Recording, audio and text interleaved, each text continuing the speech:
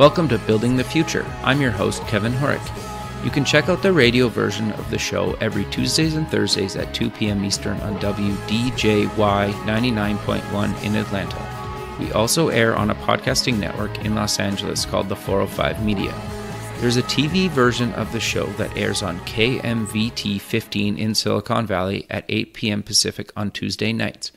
Both versions of the show air in other states. For these show times, plus past episodes, please visit the show's website at buildingthefutureshow.com.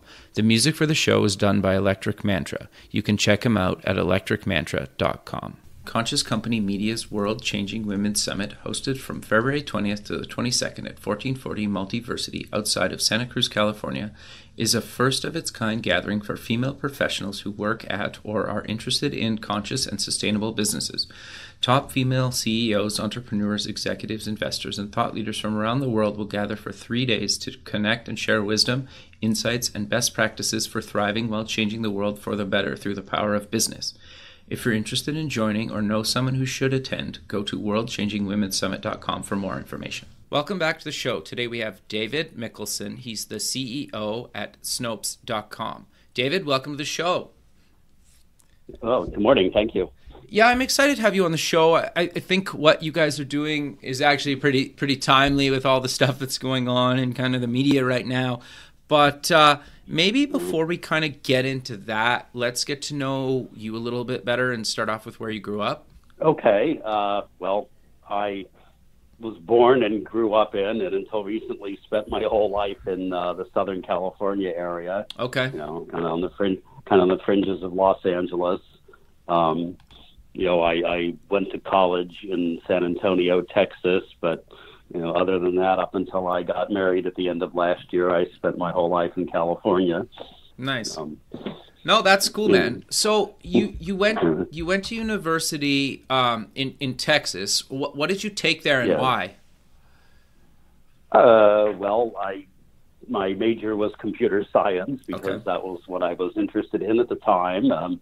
That's kind of what led into what I do now is because after I graduated, I went to work at JPL, and then I ended up working for a very large computer company. Okay. So we were kind of connected to the internet before most people knew there was an internet. Participating in some of the text-based discussions about urban legends.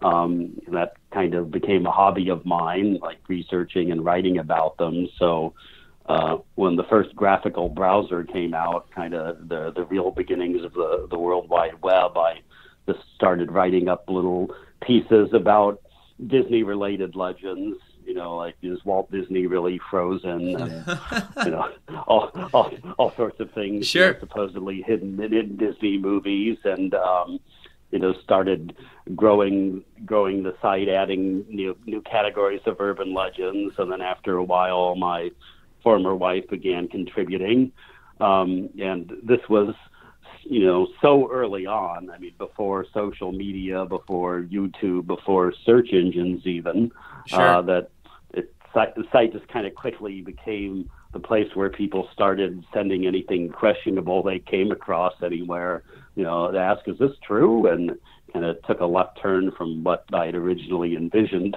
we would be doing. Sure. So given the current situation, I wish I could say that, yes, I had the foresight and vision to discern 20-something years ago that fact-checking would become a vitally important aspect of our national discourse in the future. But, sure, but not quite the way it played out. Well, but you were also, like, way before your time in a lot of cases, right? Like, you were doing this stuff in the early 90s, and not saying it hasn't been a big thing up until kind of modern today, but it's been getting so much more publicity kind of in 2017 than I think in a lot of cases it probably ever has. Yes. And so for people that haven't heard of the site, what exactly do you guys do? Like, you kind of covered it quickly, but what exactly do you guys kind of do? Yeah. Well, now we're described as a fact-checking site, one of a number of sites that fill that particular niche.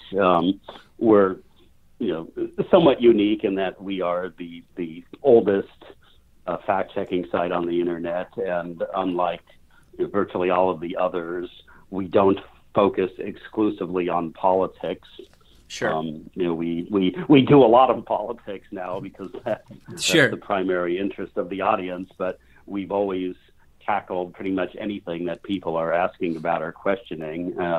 Back in the early days before politics co-opted the internet, it was a lot of, is this computer virus warning real? Because a lot of them were hoaxes. Yep. And is this missing child, this plea to find this missing child, real or a hoax? And, after a while, the Photoshopped pictures became a thing, and it all led to eventually politics kind of subsumed everything as the area of focus.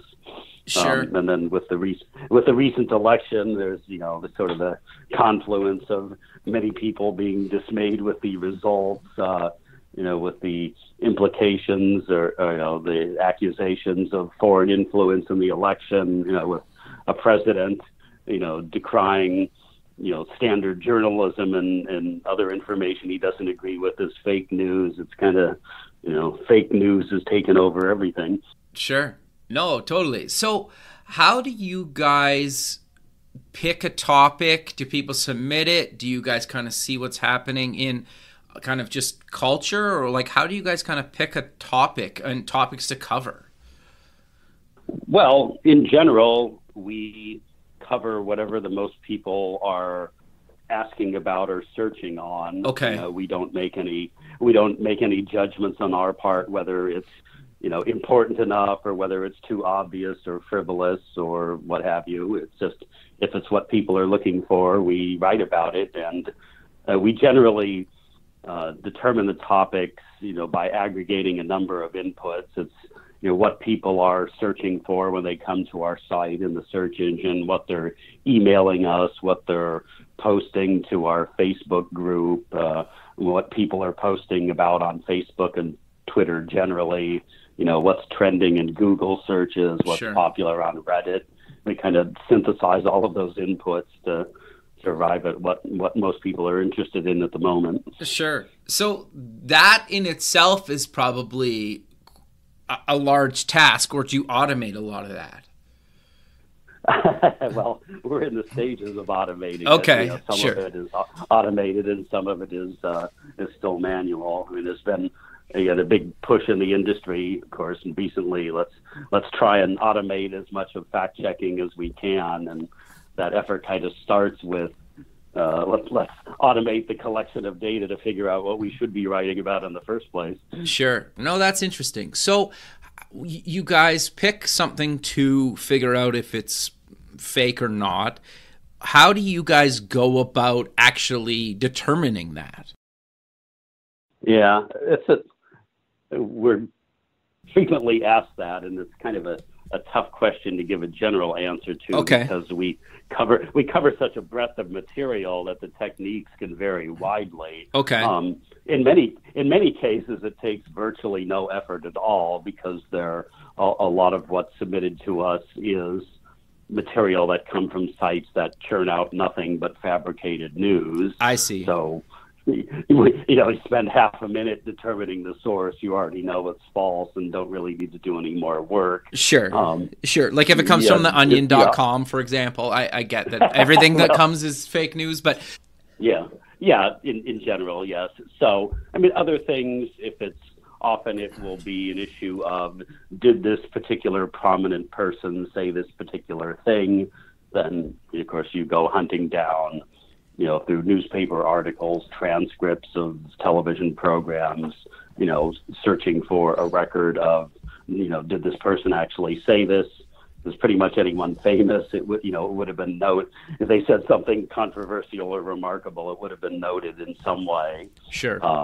So you either find if nobody took note of it, it probably didn't happen. And you often find that, well, they kind of said something like that, but it's been awfully distorted or paraphrased. Other things are just, standard kind of academic research, you're finding the appropriate statistic set and trawling through it to, analyze and arrive at an answer. Because a lot of what circulates now is what's often called memes, but it's basically text overlaid with graphics. Those are popular on social media, and there's a lot of them that posit all kinds of things about gun crime going up or down, or other statistics related issues. A lot of it is just, say, reading the text of a legislative bill and determining whether it says what people are claiming it says. Like, will the president's tax plan actually, eliminate deductions for tuition at public schools but not private schools, or does it give greater benefits to owners of private jets, or whatever claims are being made? Sure. Okay. But I mean, it's all, there's no secret sauce. There's no magic formula. It's all really standard journalistic investigative research technique. Sure. But it also sounds like it can take a matter of minutes to probably hours to prove one way or the other. Is that fair to say, based on kind of the complexity or what the issue? Sure, or sometimes even, days or weeks if you have to Sure. track particular people down to get information from them. One advantage that we have is that we've been doing this for so long that we kind of have the advantage of pattern matching, shall we say, that we've seen so many similar things pop up repeatedly over the last couple of decades that you develop an instinct for, where did this come from? Is it likely true or not? Where do I look for this? Sure. And I'm assuming, like, even just doing something as like Google image search, where the matching, where you can you're like, people put two photos together and one was taken decades ago and the one was recent, and they mashed them together, stuff like that. I've seen where they're like, well, this one was taken like 40 years ago and this one was taken, I don't know, like 2 years ago, and like those, so that's interesting. So, no, go ahead. Sorry. And there's also, as I said, there's also kind of not just reverse image searching, but kind of contextual analysis. Like, it's not uncommon to see a video circulated claiming that it's a group of Muslims demonstrating in Dearborn, Michigan for the establishment of Sharia law. And if you look closely at the video, you see all the road signs and street signs and shop signs in the background are in French, say. Sure. So probably not from Dearborn, Michigan. Yeah, fair enough. Yeah, I think it's interesting how many people just, like, if they read something or they're told something, like, believe it 100% without even kind of questioning it whether it's true or false, right? That always kind of fascinated me. Is there you've been doing this a long time, and I'm kind of curious to know, for people listening and even myself, how do you kind of know or start to even think about, like, when you read something, you're told something, like, whether it's true or not? Obviously if you go to your site, you could figure that out pretty quick. But if you're just reading stuff, like a lot of us use, RSS readers or Google News or some other kind of news app, like, is there a way to kind of quickly distinguish, wow, this is probably not true, or it's partially true, or because, like, I always joke that with the internet, it's like, if you read something online, it's true, and then if you read the complete opposite, it's also true. Just as like so it's usually like a weird gray area, right? So how do you distinguish that? Well, part of it starts with just being familiar with the sources you're reading from. Okay. Knowing their proclivities and slants and things like that. Or at least doing some minimal checking if you're unfamiliar with the source. Then at least we who do this for a living, you just kind of develop the instinct for reading. Is what's being presented actually being, presented as fact, where something is being referenced as a source? Sure. Something that's determinable, or is it really just someone expressing an opinion or pontificating about something. If they are citing something as a source for information, looking at that source and seeing are they reflecting the information found there accurately? Are they cherry picking data and only presenting one side of an argument? Which is a standard technique. Are they are they relying on primary sources? We often see on the internet these incredibly long chains where someone publishes an article, then someone else aggregates it, then someone else slightly rewrites it and publishes it, and then someone else copies that. I see. And you really have to trace things back to the beginning of the chain and look at what the one at the very beginning was saying and quoting. Sure.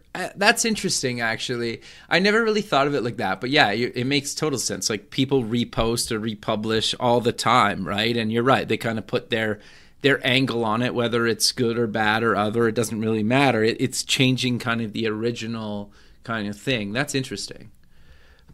And it is often very misleading because a site will put up a completely false or fabricated story, and then either coincidentally or by design, because a lot of fake news sites operate whole networks of sites, but this one false piece, quickly ends up on 20 other sites. So your, confused internet user who's unsure whether this is really true, plugs the headline into Google or something and immediately sees, oh my gosh, there are 20 sites that are all reporting this thing. It must be true. Sure. Which is far from the case often.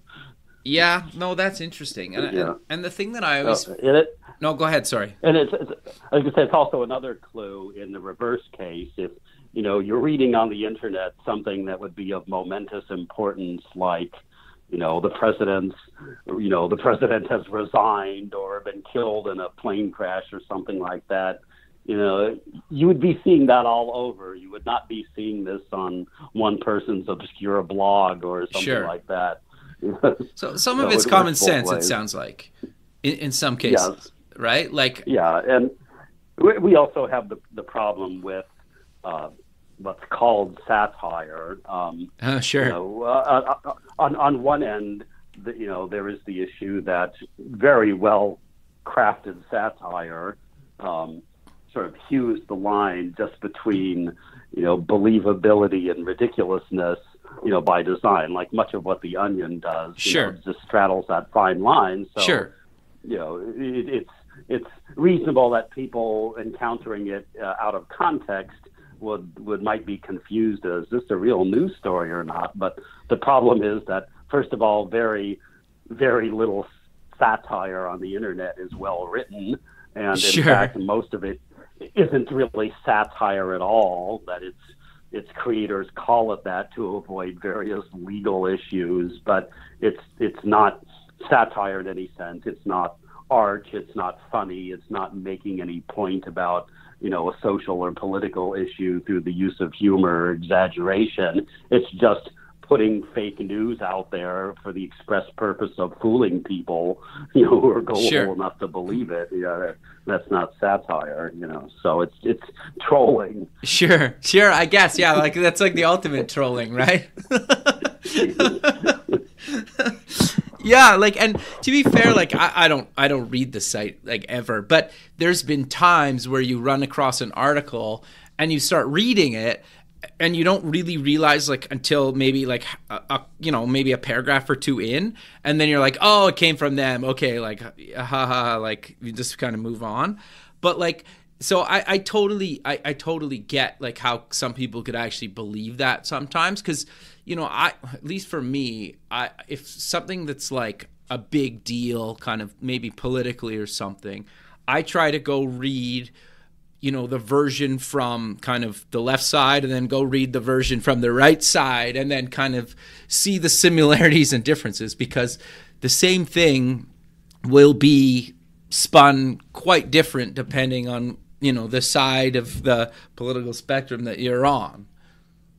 Yes, and that's one of the difficulties with what we do is that everybody's looking for like a true rating or the facts. But the thing is, you can be 100% accurate and still be very misleading, as in you only present one side of an argument. I mean, imagine if, say, you were on trial and the prosecution got to present their case, but you weren't allowed to offer a defense.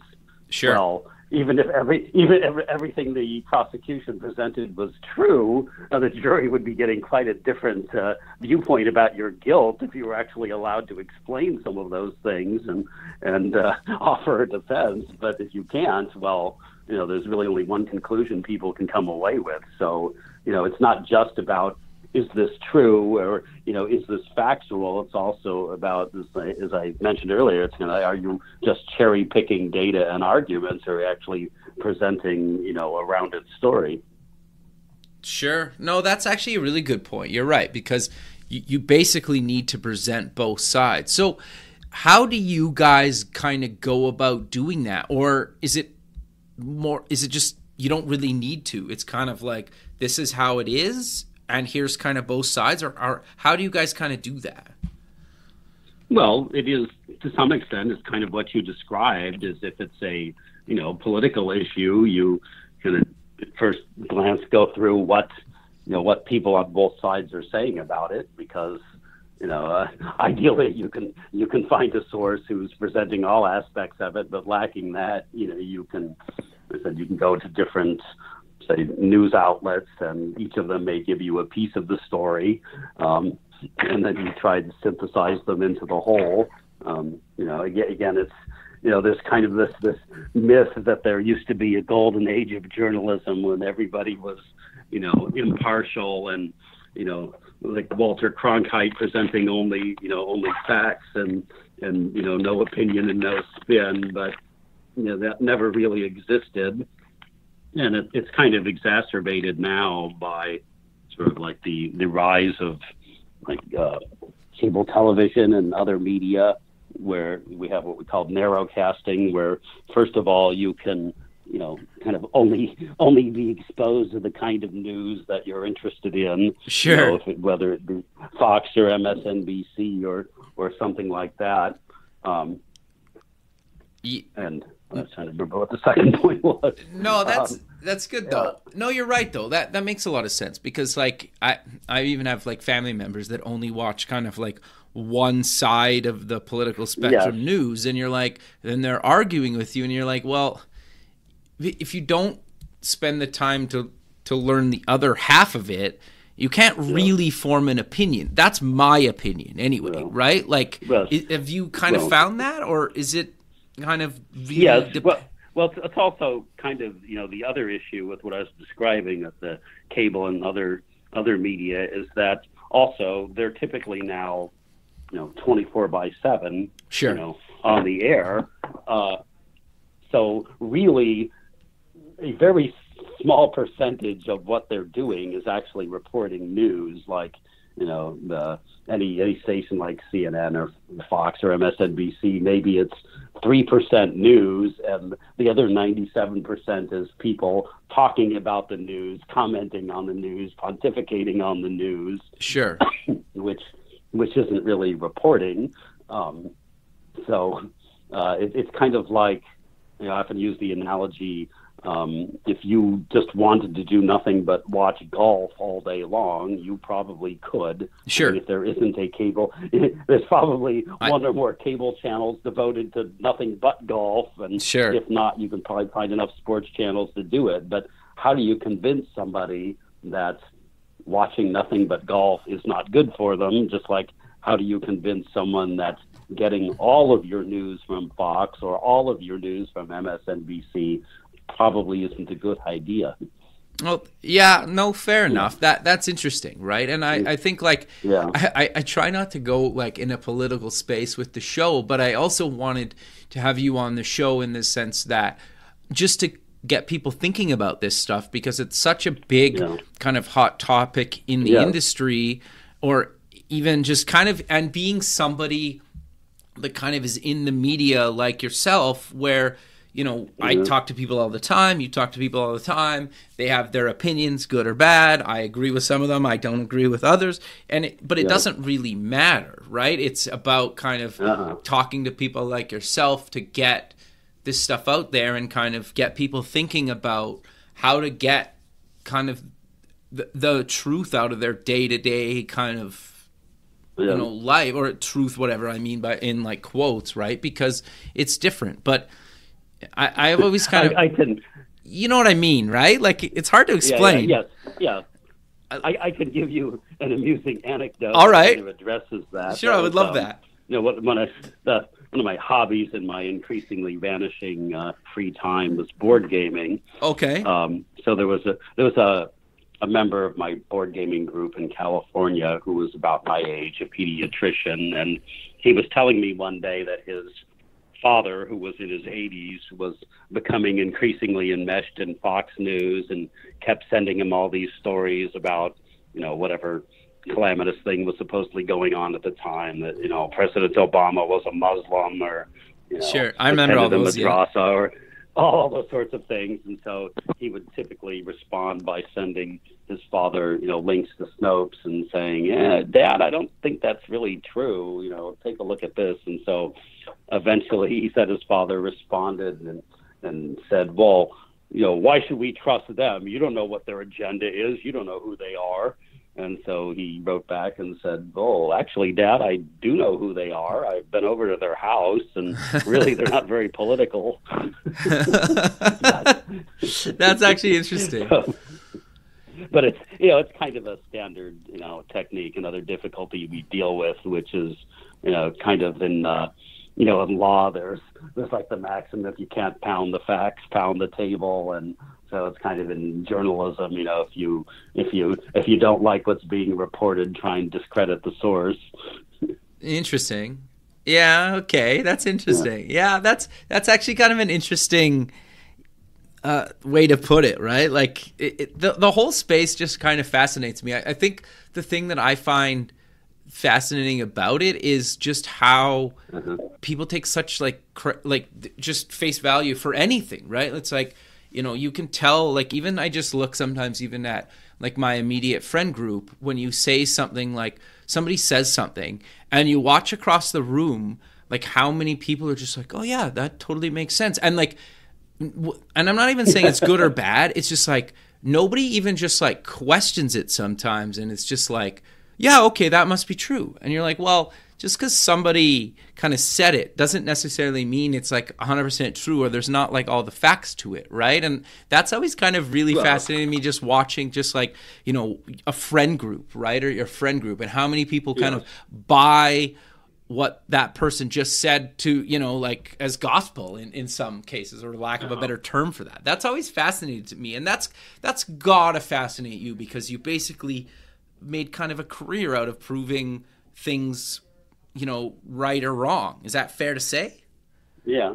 Of course, there's been a lot of academic study devoted to this subject recently. And one of the things that they've generally been finding is that, sort of political discourse is much more effective face-to-face, when people are actually talking to each other and, asked to explain or defend their views. It tends to be much more effective in perhaps persuading people to, take a different viewpoint. But of course, as you're kind of alluding, one of the disadvantages is in public, when you're listening to someone say something, nobody really wants to be confrontational, actually question, and imply that someone is wrong or misinformed, or just, deliberately, not telling the truth. So there's this, this kind of works both ways. But well, in general, I don't think our political discourse has been improved by its shifting to, digital technology, where we're arguing with words on a screen and not people. Yeah, that's fair. It's just interesting because I notice even on like social media, everybody kind of, well, not everybody, but a lot of people post like that they have this like perfect kind of life, good or bad, and that it's like, well, 5 minutes before that photo, your kid was melting down in the grocery store or whatever, and now 10 seconds later, you're posting this like, look at us as a happy family. It's like, I always found that kind of interesting. Well, it's also really changed in a lot of ways what is news. Sure. With the advent of the internet, because I like to offer, I mean, imagine, I don't know, 20, 30 years ago, you had a bad experience at a restaurant or a store or something. Sure. I mean, what could you do about it? Complain to the manager and your, friends and neighbors, and that, maybe write a letter to your local paper. That would pretty much be the end of it. Now, you post it on Facebook and millions of people see it, and 20 Sure. minutes later, it's a headline in the New York Daily News. Sure. Yeah, it's like everybody's a journalist now, right? Or like they just post to Twitter and then something goes viral and you're like, that's not even the case. Well, it's not even so much everybody's a journalist, but it's almost like there's no private outrage anymore. That, every offense, every outrage is very public. Sure. And, and especially if you're getting your information through Facebook, which is, true for many people, what you're seeing is a mixture of news articles and posts from your friends about what they ate or what they did or something bad that happened to them. And it kind of levels the playing field and make all of those things look to be of equal relevance and importance. Yeah, that's fair. That's interesting, right? I think, So, it's what we call the socialization of news, whereas before you got your news from, gatekeepers, if we want to call them that. You Sure. were primarily getting your news from what one of three networks presented during an hour-long, nightly broadcast. Now, to a large part, what news you see is determined by your friends and acquaintances, because it's what they're posting on Facebook, what they are liking, Sure. and therefore causing to show up in your news feed. Sure. Yeah, that's fair. And I even know there's been times where like something's come up that I don't know anything about, and I don't really have a good example of it, but like say something happens in the world and there somebody's talking about it somewhere, and then you're like, well, I don't know. Like, I'll look at that later. Like, I'll go do some research about that topic kind of like later that evening or the next day or something, and just be like, okay, like how much of that was like true or not true? And I always find it like fascinating because sometimes you're like, oh yeah, they were pretty like accurate, and other times you're like, that was like a 180. Yeah.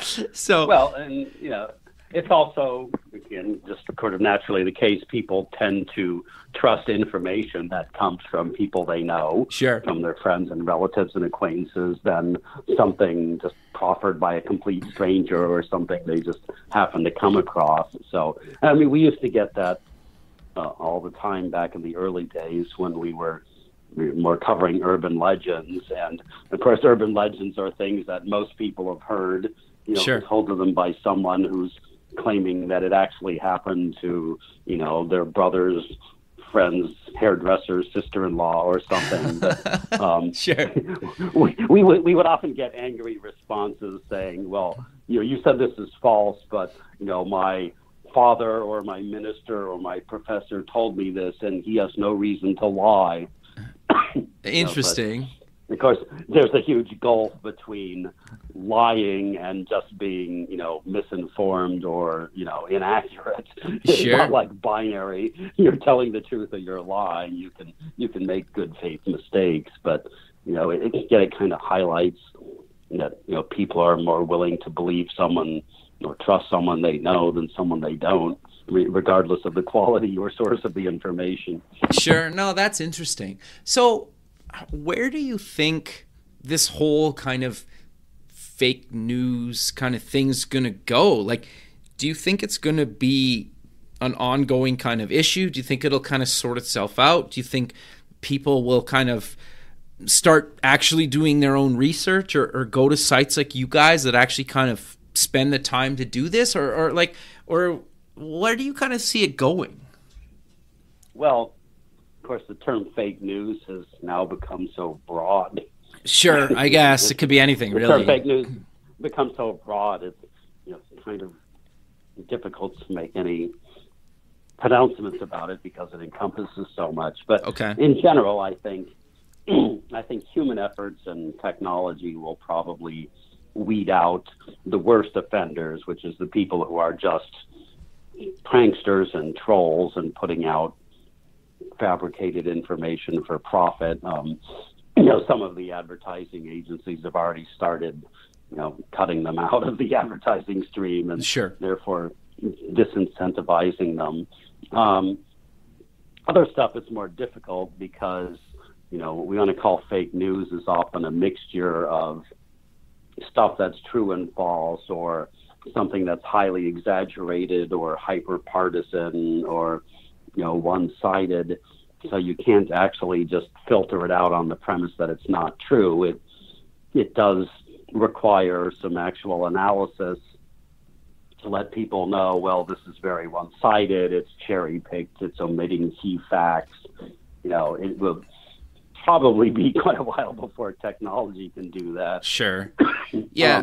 A lot of the efforts that have been undertaken so far in that sense tend to try and filter things out based on the domain they came from, like classifying sites as a whole as fake news. But that's problematic, as I said, because a lot of sites don't just do fake news. Some of them mix real and fake news to confuse efforts like that.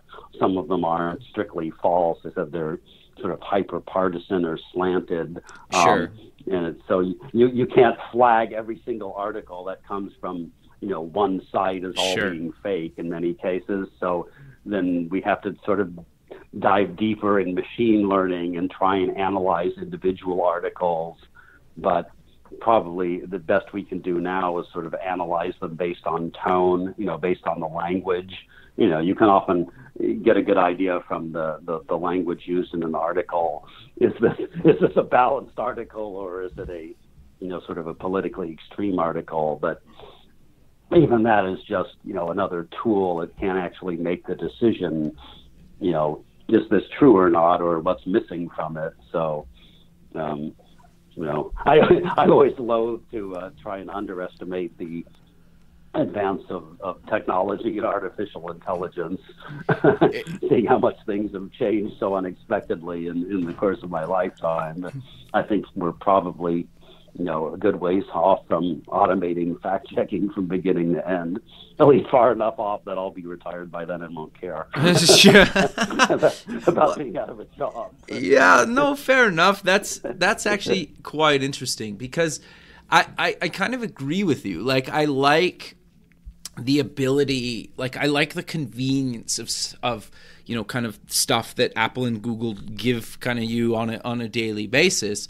And it's also weird to let those companies kind of decide based on who they think you are, through artificial intelligence and machine learning, what you kind of want next and what you kind of believe and what's kind of truthful to you, right? It's kind of a weird thing because, like, for me, I prefer Android over iOS, and the only reason I say that is because, like, I basically use Google services even on iOS, so they basically know the most about me out of any kind of company online, and for me, I kind of think there's some I like the convenience of that, but I also kind of understand that there's been kind of stuff in the media lately where certain sites are either showing fake stuff or helped with the election, or I don't you know what I'm talking about, like where it's kind of interesting that stuff could potentially just come to me, and if I'm not paying attention or kind of doing my own research outside of those kind of frameworks, I might get kind of duped as well, I guess. Well, it's kind of interesting.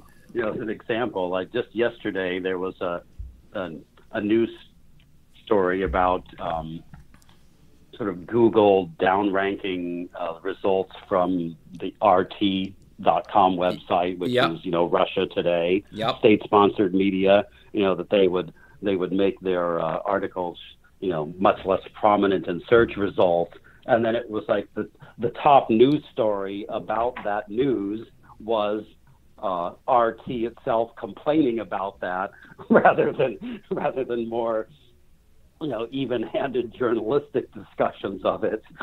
So pretty amusing that we've downgraded this source, and now the primary news source we're displaying about it is the people we just downranked complaining about it. So yeah, that's interesting. I actually saw that. I was like, what? But yeah, I guess I'm just kind of fascinated by how this whole thing kind of plays out, and it'll continuously play out for everybody's lifetime, right? Like, I'm just so kind of fascinated to see kind of how machine learning and artificial intelligence kind of takes it, I guess.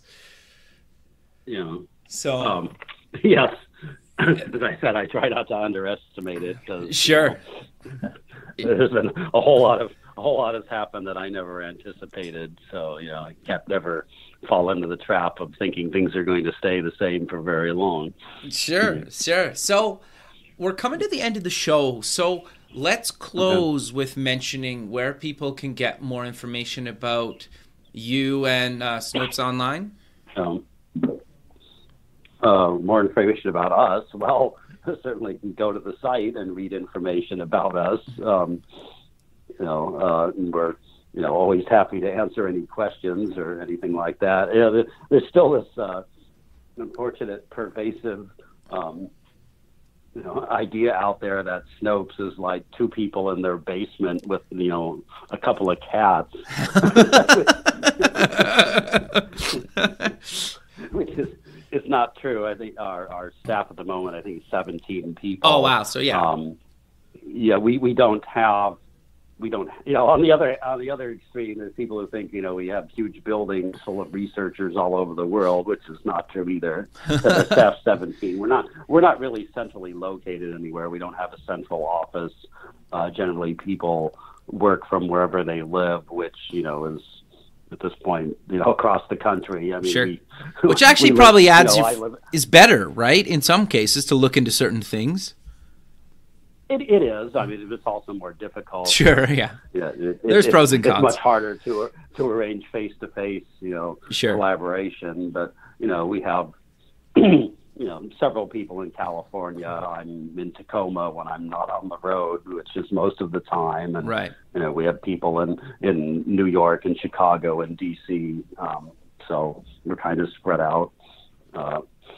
That's great. There were, and to be fair, as I said, we're not the only entry in this pitch. I mean, there's, like say PolitiFact and Fact Check are both, fact-checking sites that focus exclusively on politics, and right. Many the news the traditional media have started fact-checking arms like the Washington Post and the BBC and other newspapers and news organizations. So there's a lot out there. So, I always advocate you don't have to take everything we tell you as gospel. You can check what other fact checkers are reporting as well. Sure. But I also think that's important to say, right? Because, just in the sense that of kind of what we've been talking about this whole time, like you kind of need to form your own opinions and do your own kind of research on kind of other people's research, for the lack of a better term for it. It's kind of, we're, in a sense, we're combating the same thing that we're doing, which is interesting. We create a resource for people to go to get information and find out, what's true and what's not true. But kind of our underlying message is you shouldn't trust any one source as the ultimate authority. You should be using multiple sources and look up things on your own. So, in some sense, it's kind of cross purposes. But I said we don't try to be or present ourselves as the only or ultimate source of information. We're one of many resources for people to use. Sure. I think that's great. And just kind of for people that want to check out the site, it's snopes.com. Just so people have the URL. That's correct. Well, David, again, I really appreciate you taking the time in your day to be on the show, and I look forward to keeping in touch with you, and have a good rest of your day. Okay, thank you. You too. Thanks, man. We'll talk soon. Hey, bye. Okay, bye-bye. Thanks for listening. Please visit the show's website at buildingthefutureshow.com. Also check us out on Facebook at Building the Future Show, and follow us on Twitter at Building Show. The music for the show is done by Electric Mantra. You can check him out at electricmantra.com and keep building the future.